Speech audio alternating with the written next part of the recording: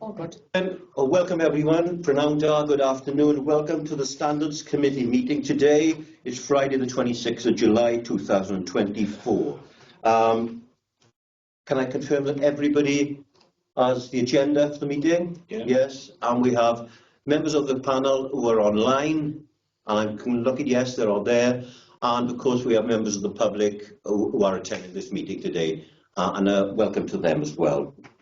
If I could go to the agenda, if we could go, Michelle, for apologies for absence. No apologies have been received, Chair.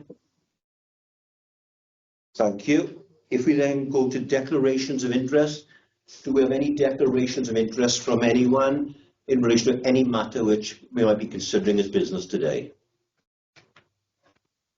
No declarations of interest.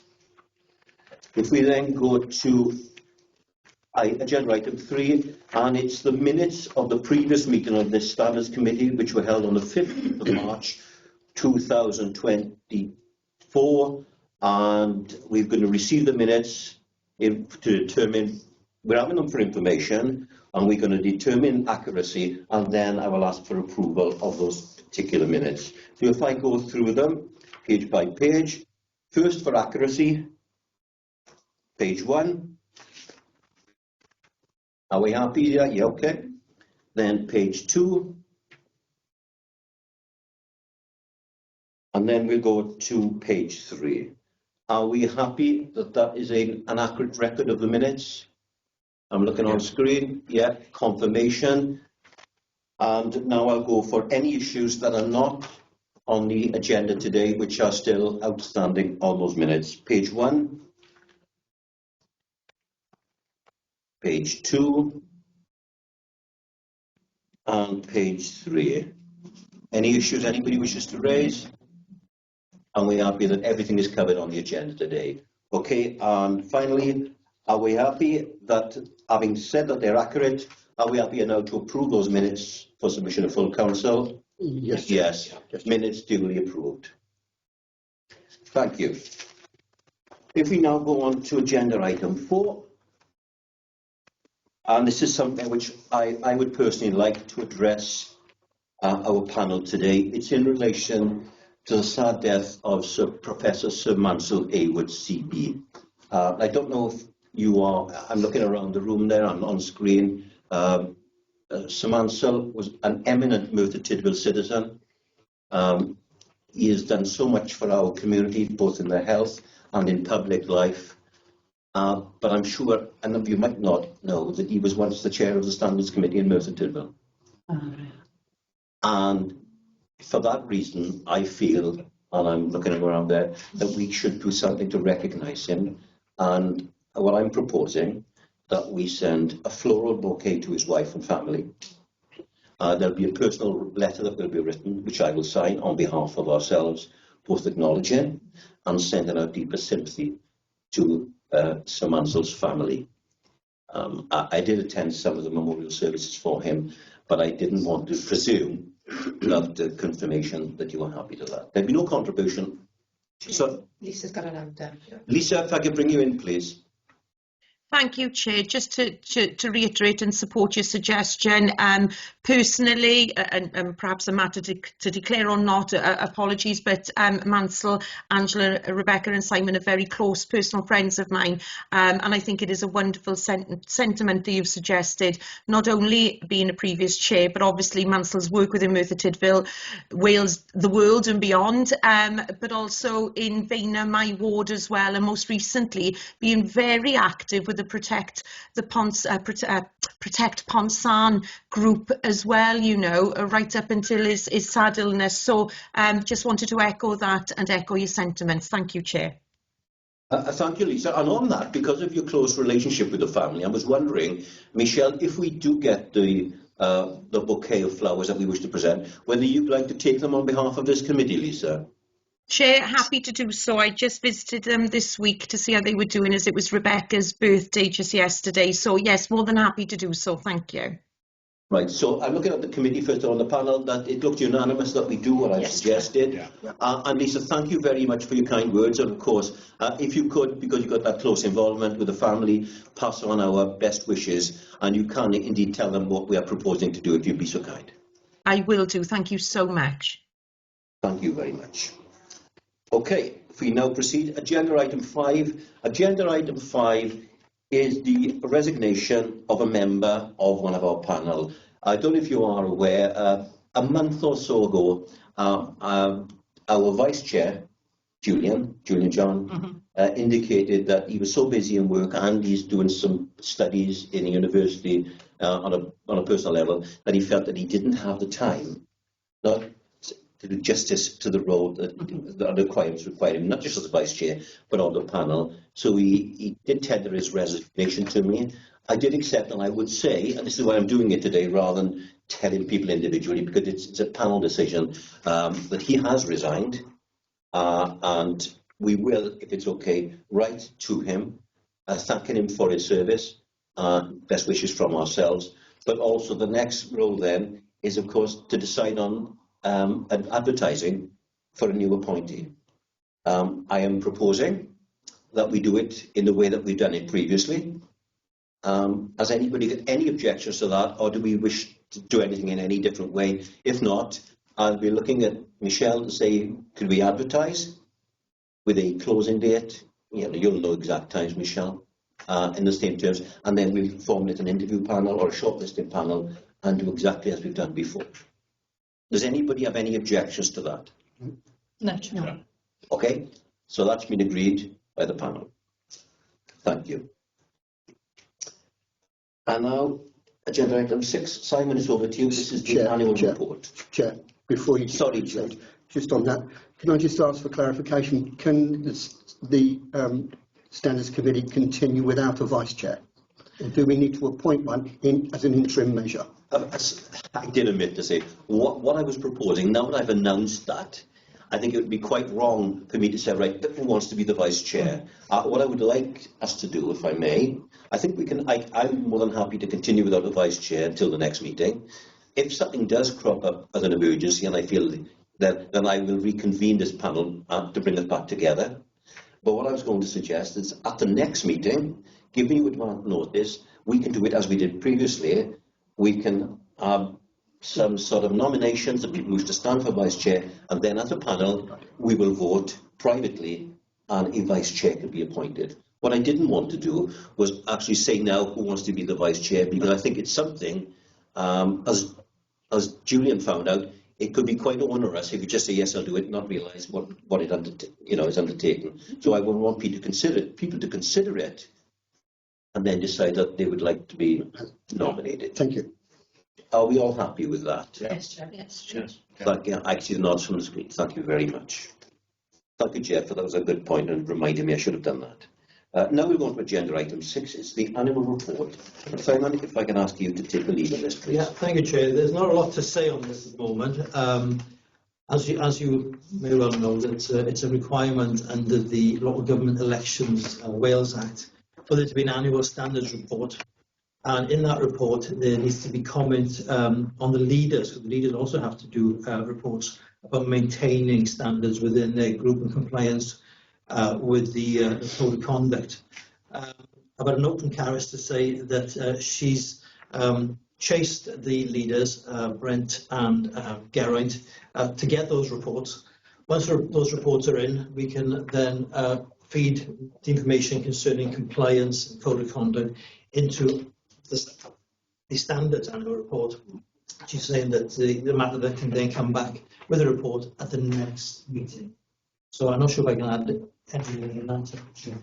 Like I said, is there anything that I, as the chair of the Standards Committee, can do to assist you with the leaders of both parties? I don't know, Chair, because my note just says that Anne Taylor, head of the Democratic, has been asked to chase Geraint and Brent, but that may have only just been done. I don't know. I'm not sure if it's outstanding by any time. I suppose if we're not getting a response, then yeah, your assistance would be appreciated. But it might be they've only just received a request. I don't know. Yeah, because the report is not optional. It's not something that they might do. It's something that legally now They must do. is required, they must do. And if I need to remind them of their responsibilities, then I will do without putting staff in a position where they have to chase people around. Okay, I So that's- suggest perhaps next week if you speak to Carol, so she's back in work, Yeah. and she can let you know if there's a need for that.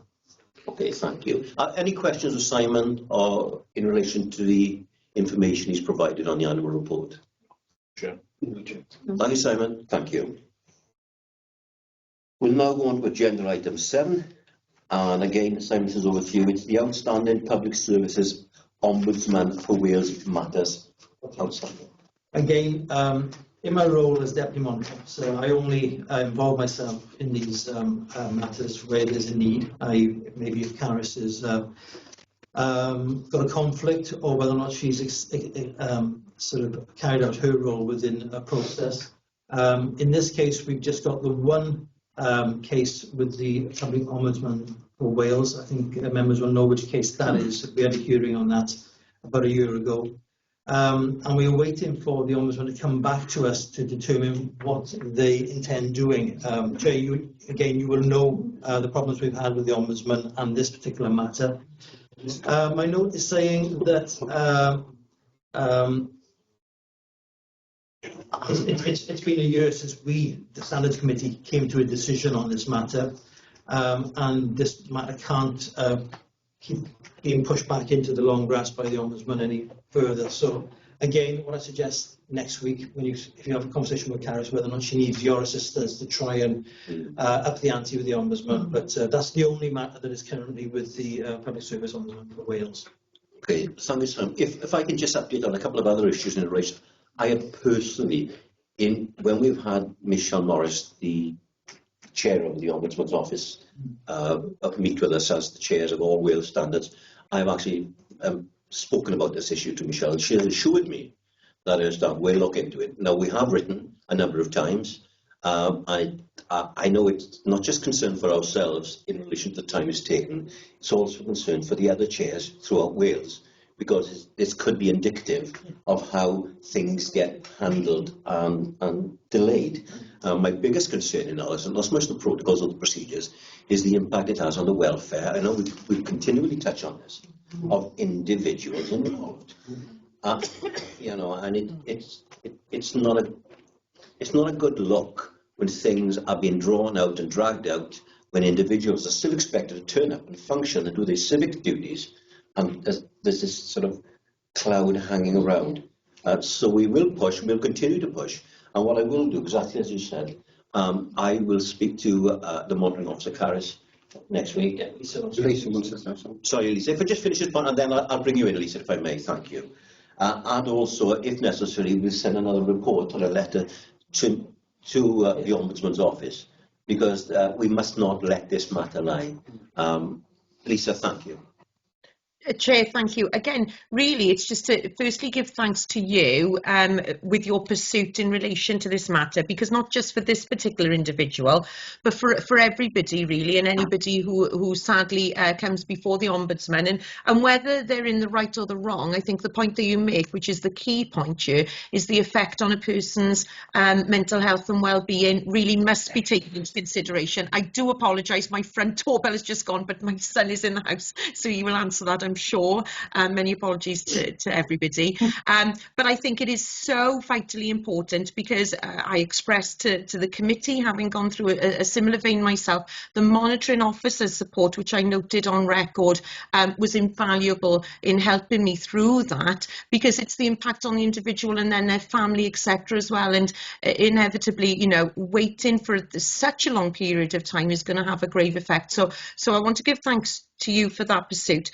Could I also ask perhaps that we may perhaps even refer the matter to the WLGA, and they can support us on this with regards to the Ombudsman and how long it's taken for cases. And I do understand that some cases are inevitably going to take longer than others, but I know it has been a matter that has been discussed in Senedd over the last 9 months as well. So, maybe opportune to perhaps do something like that. Thank you, everybody. Apologies for the interruption. Lisa, if I may, in relation to the point that you raised about the WLGA, of course, the WLGA coordinates and runs the All Wales Standards Committee's meetings. So when I've addressed this this issue, particularly without going into names, outlining the facts and the circumstances and all the bits and the bobs that go along with this and our concerns, every other chair in Wales is aware of it, and also the leads in the WLJ are aware of it. So I just want to reassure you, there was a little bit of cunning in what I did, because I made sure, just by talking as a chair of standards, that every one of the respective bodies that's involved are actually aware of it. Whether we should do it on a more formal basis, I will consider that, and I'll speak Thank to you, them Chair. this Thank week. you. Thank you. Thank you, Lisa. Thank you, Chair. Any other issues from anybody in relation to this particular matter that we haven't already discussed before? Chair, another colleague has got their hand up online. Yeah, sorry, I can see Martin. Martin? Thank you, Chair, and I agree with Lisa's comments there. I think it's very appropriate that we sort of raise this as informal in the first place, but again, formally if necessary. I know that the Ombudsman office is in some turmoil following the revelations of one of their members of staff and some of the resignation that had to happen as a result of some public comments by that individual. I know they're reflecting on an awful lot of cases at the moment. So I would have thought it would be reasonable to get Michelle or somebody from the Ombudsman office to write out and tell us where they are in terms of going through that backlog and what that's doing for affecting the day job, so to speak. So I fully agree with the sentiments, Chair, that we need to do something to at least find out where they are in terms of progressing some of these backlogs, because I agree with all the comments about these things shouldn't be left to hang around for as long as they seem to be. Thank you.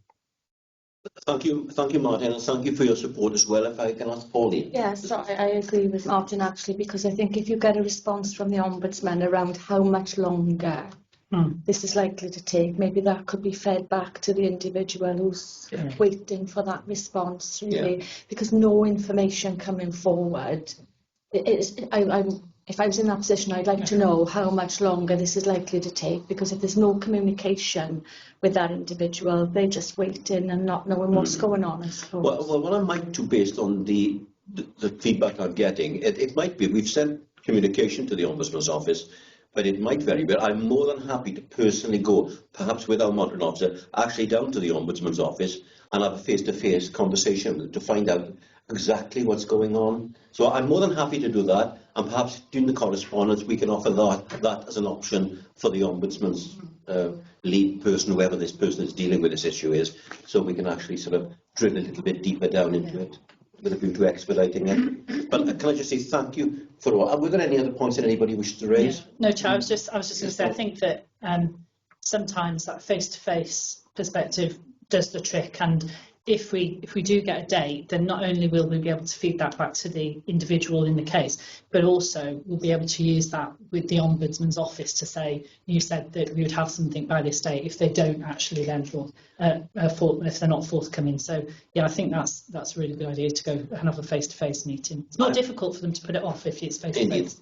Just to reassure, I have asked the question many times and I have been reassured by the monitoring officer that the internal structures of the local authority and the party machine, if I can call it that, is supporting, and the individual person involved is being informed of the efforts that we're trying to make, and is very grateful for what we do. And I think there's a level of understanding. I didn't want you to think that we're not having any cross flow of information going back. It's just the rubbing point is, where the rubbing point is. We just discussed it there. Yeah. But I would like to thank everyone on the panel for their support in the way we're trying to conduct and sort this matter out. We'll get there in the end. Okay, unless there's any other issue on that particular point, if we can go to agenda item 8, which is... Before we move on, Councillor Declan Salmon has put into the group chat that he may need to leave at 2:45 for 15 minutes. Declan, thank you very much, Declan, for that. Yes, duly noted, and when you leave, just the usual thing, and we'll make a record of it on the minutes. Thank you, Declan.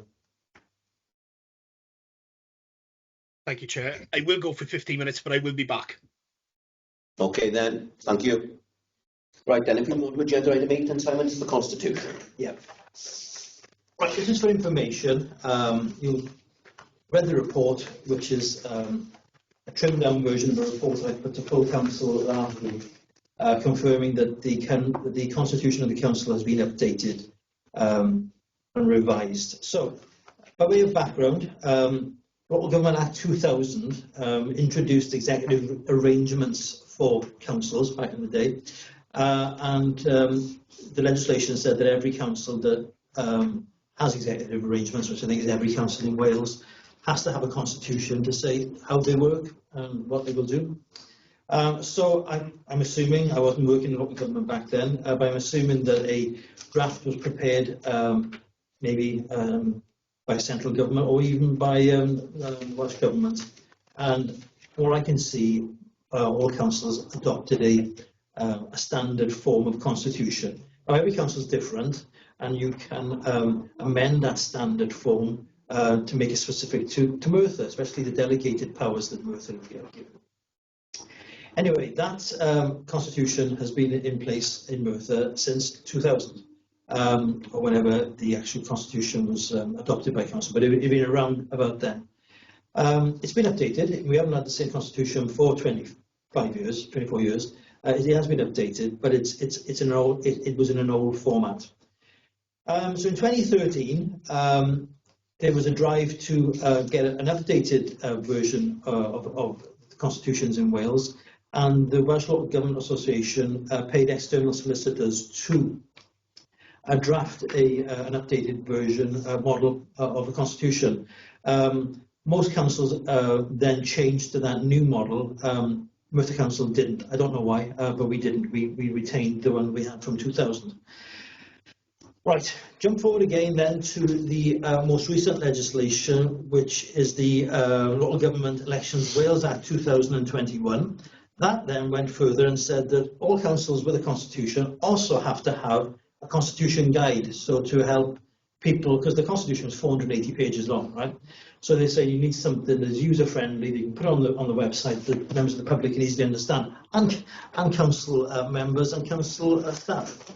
So the LJ said we'll draft a model for the guide based upon the 2013 version. Well, of course, we didn't have the 2013 version, so we decided that maybe it was time that we changed our constitution to the 2013 model, updated, which was also done at the same time as the constitution guide. So we had updates to the 2023 model, taken up to date. I then looked at the two constitutions, and basically they were very similar. There wasn't a lot of things that were markedly different. It was the way that it's formatted. This new one's going to be user-friendly. So, for instance, if it says something, you can do something subject to paragraph 14A, then we'd have a hyperlink to go to 14A. So you're not scrabbling through the document to look for 14A. And then when you finish in 14A, hopefully you press another one to take you back to where you were. Legislation is mentioned throughout the Constitution, so I have put hyperlinks to, so if it says section 33 of the EPA, you go there. So that's a big change. Obviously, the structure of the council, scrutiny committees in particular, they've all changed, and they need to reflect what is currently in place. The management structure of the council has changed. That needed to be changed as well. So those were the changes that we put in there. And we were intending to initially put this up, I think, in January 2023. Members had concerns as to what changes had been made. So we then resolved to hold a Constitution Working Group on a monthly basis. It was cross-party. I think it was 3 independents, 3 from the Labour Group, where we met on a monthly basis, and myself, Caris, and Anne Taylor from Democratic Services sat with the members, and we went through every single section. There's 24 sections in total, and there's appendices, and it's 480 pages long. So we went through those sections over probably a 14-month period. So the members of the working group could then factor any changes back to the overall group. If they had any comments to make, they would use the members of the group as the conduit, and eventually we got to a final version, which we put to the full council last week, which was adopted. There needs to be one or two little tweaks to it. These things I'm saying about the hyperlinks, make sure that they are working. Also, there's no page numbering yet. So the content is not going to change. The content is laminated by full council as of last week, but the format may change slightly to make it even better than it is. So it's just for information purposes. I don't know if any questions on that. I'll throw it to the panel first. Are there any questions in relation to the presentation, or the update rather, that Simon has given us about the changes to the Constitution? I'm just wondering, in relation to any, in previous meetings, we've been told there might be some sort of training or some sort of pack we'd have which would sort of break it down in relation to issues that might affect us. What I'm really concerned about is the impact it has on the running and any fundamental changes to the way we conduct our business. I just need clarification. Of course, a lot of what's in there won't affect the Standards Committee, but the sections in there on the whistleblowing, the sections in there on the code, the sections in there on complaints. So those are things that perhaps we can. The Constitution Guide has already been prepared. It hasn't got to full council for adoption yet, but maybe at the same time as we do that, we can have another meeting here where I can go through those.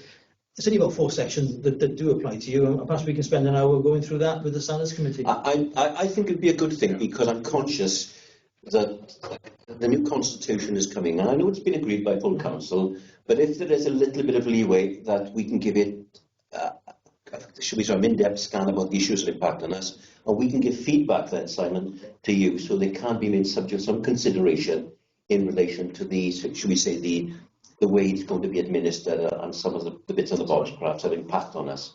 Chair, Martin will be able to say something. Yeah, thank you, Simon. Martin, can I bring you in, please? Yeah, thank you, Chair. Thank you, Simon. Just a couple of things, just for clarification. The Constitution, you said, has been ratified by full council. I think you said last week. Yeah. When does it actually take effect from? Because obviously it's different. So there is a point when the old Constitution exists and a point when the new Constitution exists. Do we have is there a firm date in mind? No, the date is the date that the council made that resolution. Yeah. So it was last Wednesday. So the new Constitution is in place from last Wednesday. So it is a live document, even though it doesn't yet have the guide to go. Yeah, I've got to meet with Democratic Services to make sure that the links now are to the new version. They probably aren't yet, but for legal purposes, the new one runs from last Wednesday. Okay, and that's okay, despite this guide not being in place yet. No, the guide's going to come second. We couldn't deal with the guide until I had the okay. So maybe next council meeting, which will be in September, the guide will come up for that, and then we can bring it back here. We can have a discussion on things such as the code section in the code, section on complaints, section on whistleblowing. But at some point, I've got to track Anne Taylor down from Democratic Services and get this nice version of the Constitution certainly with page numbers as a start. Maybe we have to, as a rolling program of improvements, the hyperlinks. I can't do them. I need help to do those. But Martin, short answer is run through now.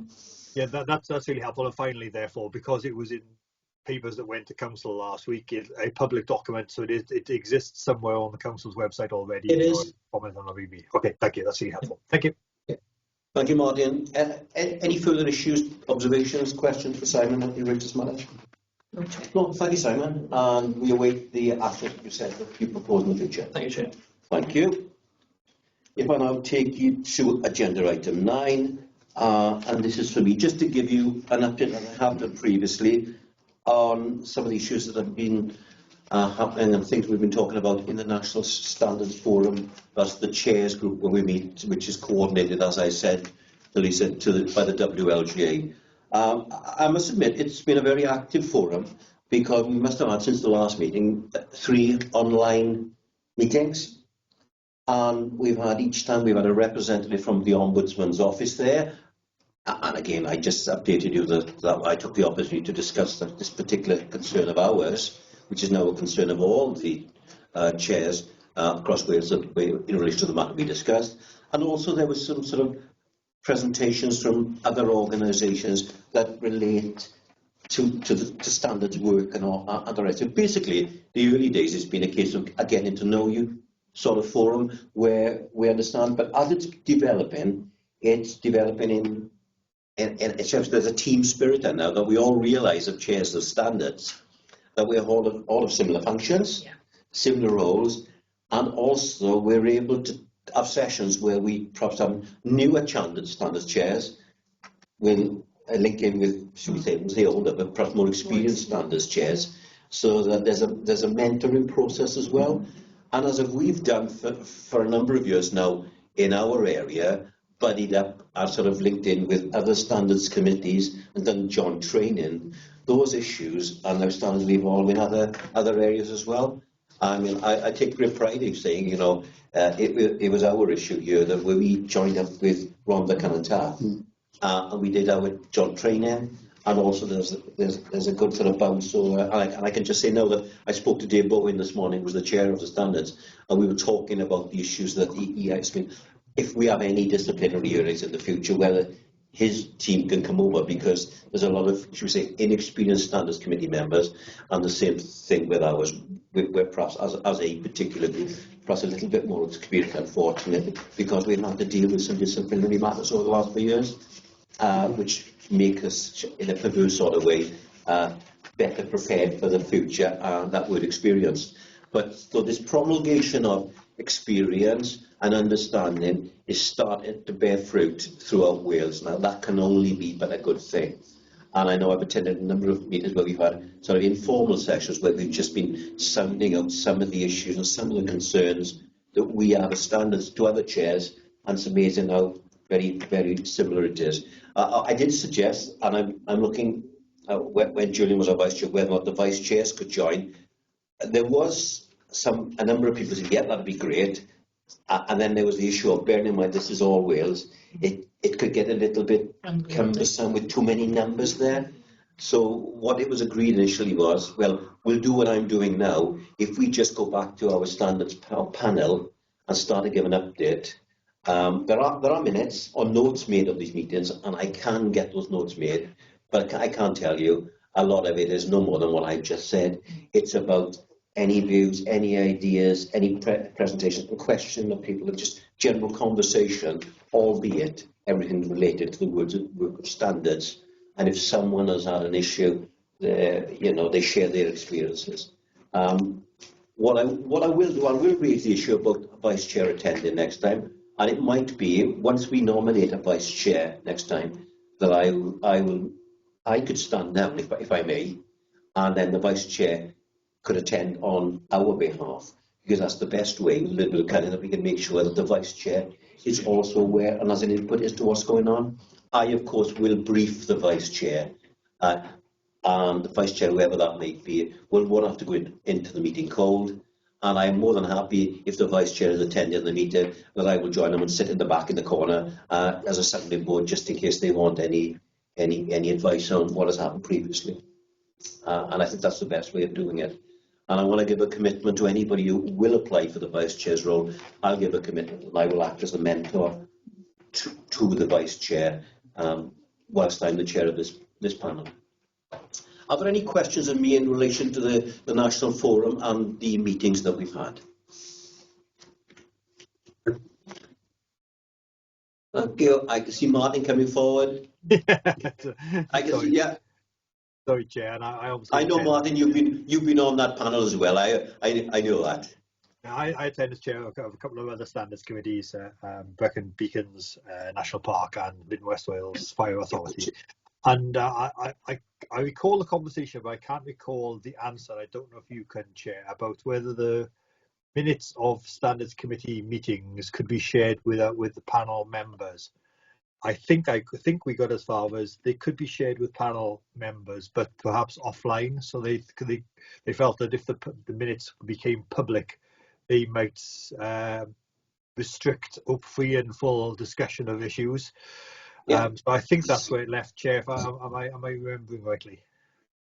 Yeah, you do remember correctly. There was some concern because of the issues that we were discussing and some of the content types of issues. There was more, as Martin has alluded to, There was more of a freedom to talk honesty and openly under sort of the remit of we must learn and develop. There was freedom. So formal minutes were taken, i.e. in the way that we would conduct our business here, but perhaps some notes, generalised notes would be made for the themes that we discussed. And that's why, if I be frank with you, I said what I said. It's probably better if I brief you as a panel on the issues as and when they arise, as to what the main issues were, rather than some of the content, how we got to that decision. Are you with me on that? Yeah, absolutely. And I'm sure we have the benefit, of course, is that Martin sits on that. So in my dotage, if I forget something or can't remember something, I'm sure the youthful Martin Fielder there will remind me and what have you. He's looking over his shoulder there now. I should have a great sincerity, Martin. But there is a benefit of both of us being there, because we're approaching that in the same way, but of course, and I'd like to think in the same direction as well. Any other objections to the way we're going to proceed on that? No, it's fine. And thank you, Martin, for your input into that. I appreciate it. Right. Agenda item 10. Simon, it's back to you. Yeah. I think an update on the whistleblowing policy. Well, the whistleblowing policy has been in place since I think 2023. I think we put the report up to council. Yeah. Now, the report stands on its own in some respects. Cara said that she's got nothing else to say over and above what's in the report. Obviously, it's raising awareness. In the past, we've done all the staff emails, drawing staff's attention to the policy. My understanding is, from my discussion previously with HR, that the whistleblowing policy is certainly signposted in the induction pack for any new starters. I don't think they're given a copy of the whistleblowing policy. I don't think you need that on starting a new job, but I'm sure arrangements were made with HR to say in the documents they were receiving there was a link to the whistleblowing policy. But it's all about making sure it's there, it's easily accessible. I would suggest it is. If you go onto the website and just on the front page in the search bar type in whistleblowing, it comes up. But there's always room for improvement. As I said, Caris didn't have anything over and above what was in the report for me to report to you, Chair. Thank you. I noted. Sorry. Any questions or any observations, Jeff? Yes, please. The whole point of a whistleblowing policy is obviously for staff to be able to view and air their concerns. What protections, Simon, are in place for staff that do this? I've read the report and I see exactly that. I don't expect you necessarily to come back now, but if you could come back to us with what type of protections, give us an example. I appreciated it in everything. It goes for it to protect the council from any legislation and employment law. I get that. But what I'm anxious to see is that the staff really are protected. They are. I can't discuss it with you now because I don't know the fine detail, but certainly the council protected, and of course the member of staff that makes the whistleblowing is paramount. They get full protection. I think that is covered by the. We had the whistleblowing policy audited by the Welsh Audit Office. They made some recommendations in addition to changes, and they've been adopted in the policy that we've got. So it has been scrutinised by external auditors, and I'm sure that the assurances that you're looking for were certainly asked by them as well. So and if you can assure me the Welsh Audit Office has done that, that's fine. Thank you, Chair. I've got one question. It's just basically, perhaps, how we doing? I've noticed that we had one whistleblowing report in the last performance year. I know that was not upheld, but I just wonder, once we've concluded the matter, do we utilise user feedback so that, someone who's actually been involved as a whistleblower, so we go back to say, is there anything, so basically so we can actually... How do you define the process? Yes, it's a simple, customer feedback, if I can call it that. Yeah. Because there's a way of us, something might have happened that person knows, I'd like to be better. You're not trying to get that. I don't know the answer to that, Chair. Caris would know, but it's difficult because if your whistleblowing isn't upheld, then you can have a negative you probably will have a negative view of the process. But I still think the user needs to have the opportunity to make the We've had point. this question about our complaints procedure. Do we send satisfaction to people who complain? How did you find how we handled your complaint? Well, we know what the answer is going to be if it hasn't been up. Yeah, it doesn't say no. It's rubbish. Yeah. Because you can't separate the complaint from the process. In general terms, Chair, in most companies that doesn't happen. Yeah, and the reason why it doesn't happen, for the exact reasons that Simon's just given. Yeah, I'd just be me. I can understand that people would be aggrieved and disappointed, and they'd take it out. But they might just have something to say, which is outside of those parameters, which is in relation to a process that we. And if you don't ask, you might never know. And then what they have is a protected conversation, Chair. Yeah. Okay. Right. Thank you, Simon, for that. And we look forward to further reports, of course, on the policy, the whistleblower policy. Before I conclude that agenda item, were there any other issues or anything to raise with Simon in that matter? No? Thank you. We now go to, there is an item that I have after any other item urgent with the Chair. That's in relation to the private matter that we'll have, and I'll touch on that shortly. But first of all, Michelle, do we have a date for the next meeting? We don't. Would you like to put one in now? Yeah, what I'd like is, I don't want the meeting, the gap between this meeting and the next meeting to be as long as the last. I know there were issues with elections and all that, but I just think, 3 months' time is sooner for us to actually meet again, yeah? So I'm just thinking once the summer period, so what month are we talking about possibly? Where are we now? We're going into August, next month, September, October. I'd like to have a meeting tail end of October, something like that, or the first week in November. End of October would be 3 months anyway. Yeah. Yeah. First week in November would be half term, so let's try and avoid school holidays.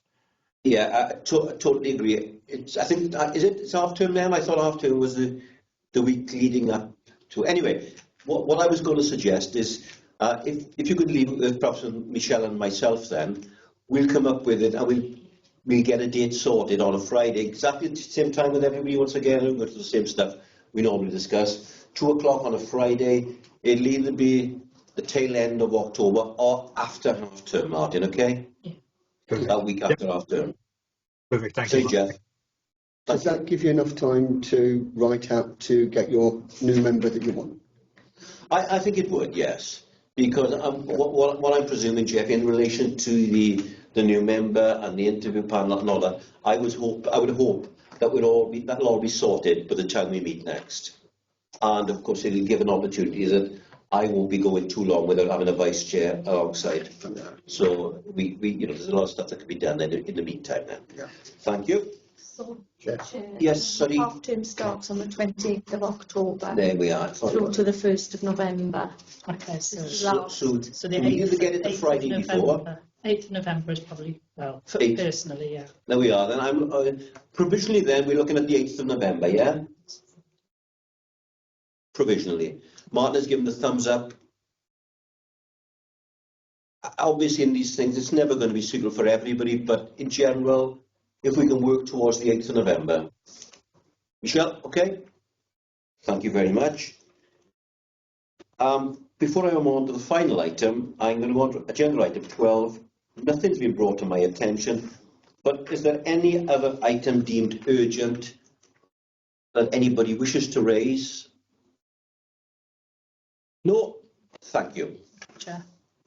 I'll now go on to, I have a little bit of legal spiel I have to read out. That is the conclusion of the meeting. We're now going to have a private session, and in order for the following to be considered in private, it is suggested that the public be excluded from the meeting on the grounds that it involves the likely disclosure of exempt information as defined in Part 4 of Schedule 12A of Section 100A, subsection 4 of the Local Government Act 1972.